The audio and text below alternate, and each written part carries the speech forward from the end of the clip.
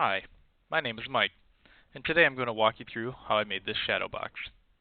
Unfortunately, I didn't know I was going to make this video when I started, but as I got through the first few days, I thought this project would make a great first video for my channel.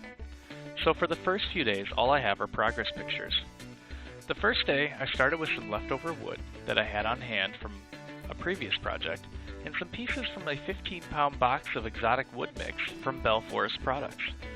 I first flattened one side, made some cuts on the table saw, and glued it all together. On day 2, I used my 13-inch planer and a quick sled that I had made to eliminate the snipe to flatten all the pieces, and then I squared up the edges.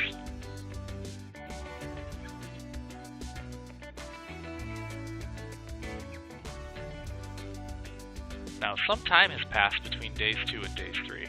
I had this crazy idea that I wanted to do dovetail joinery for the box. The less said about that, the better. In the end, I used mitered corners. I really think this was the best choice. The way the wood joins perfectly at the corners looks amazing. On day 4, I started recording. The day started with me finishing the miters on all of the pieces. Then my awesome wife came out and helped me dry fit everything together. I should probably mention that by day I don't mean a full work day. I don't do this for a living, only as a hobby. So one day could mean an hour or two of work on a weeknight, or a full day on the weekend. Next I started cutting the dado for the glass front, and I decided on the fly that I wanted a roundover on the front edge near the glass. So I set up the router table and made the roundover.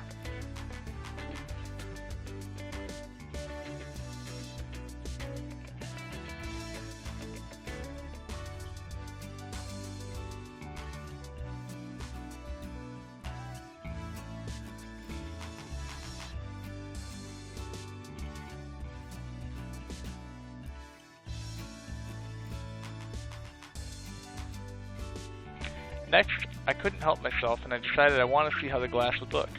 I used picture frame glass from my local hardware center and cut it to size myself.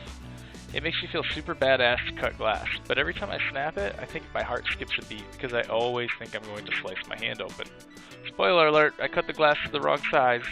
I had decided before I started that I wanted the top to be removable. There has to be a way to put items into the box after all. I thought about having a hinged back, but that seems too complicated to me.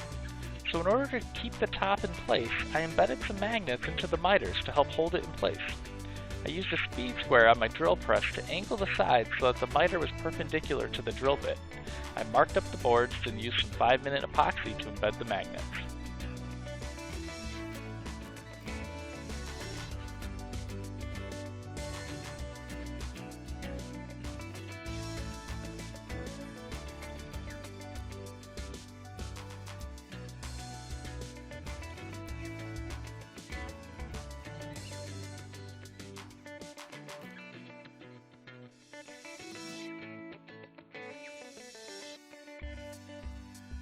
I cleaned up the epoxy and my table saw, and then I got started on the dado for the plywood back.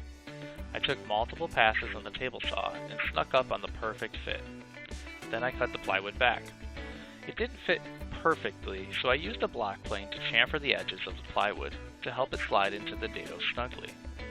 I did a full dry fit, took it apart, and then started on the initial sanding of the sides while they were still apart.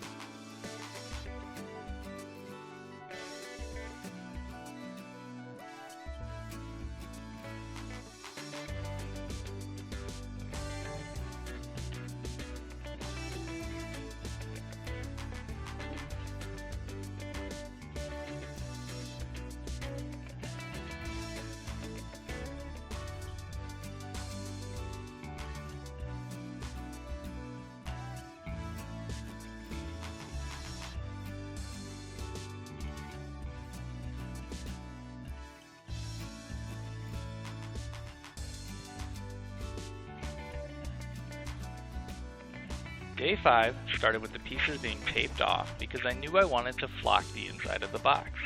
The flocking instructions say that the flocking glue will only work on sealed wood, so I spray painted the insides of the box black so it would seal the wood and also match the flock. I hated every minute of spray painting this super nice wood.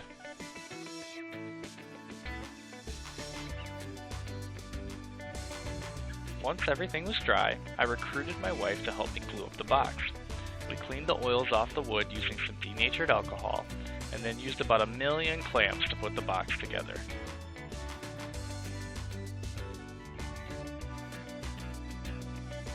The last thing I did on day 5 was the flocking.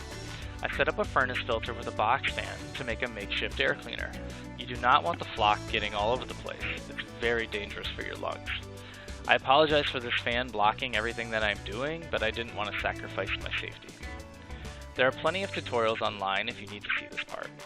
It's a fairly simple process. You paint on the glue, which is pretty thick. Then you have about 10 minutes of working time to add the flock. You add the flock by loading it into 2 tubes that fit within each other. One of the tubes has holes on the end, so that when you pump the tubes, it blows the flock into the glue.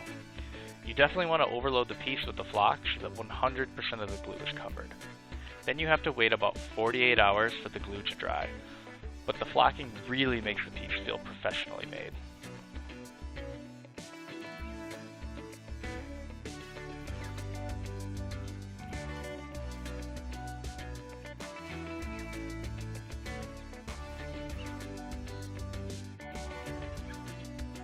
Day 6 was all about finishing.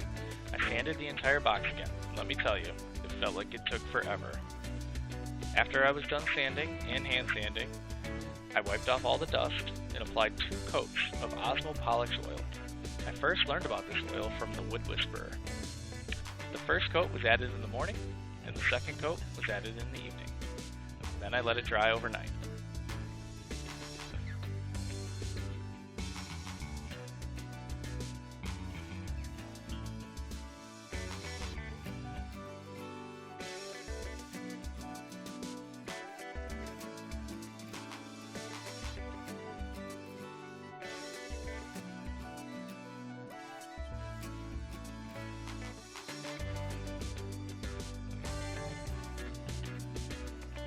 On day 7, I checked out the finish, and it looked great. I did have to buff a few areas to make it shine.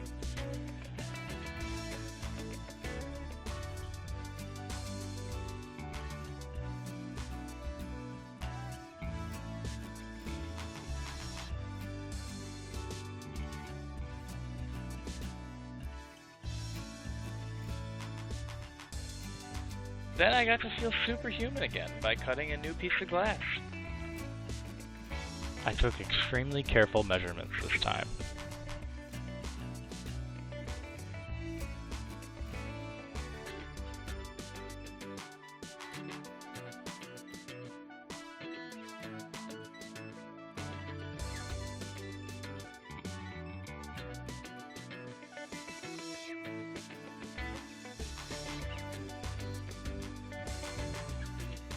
So I cut the final piece of glass,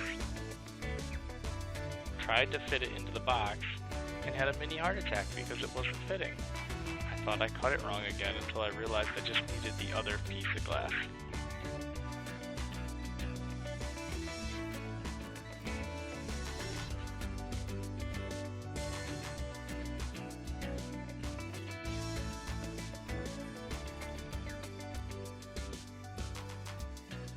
For some reason, the glass being in place made the top not fit anymore. I tried sanding and shaving out the rear dado, but in the end I just had to slightly widen the dado with the table saw so the plywood backing would slide in easily.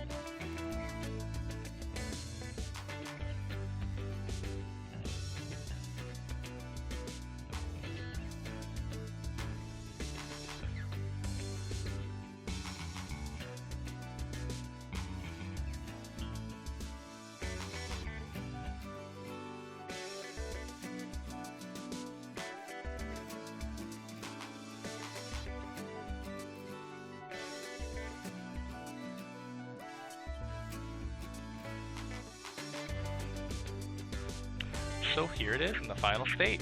I think it turned out beautiful.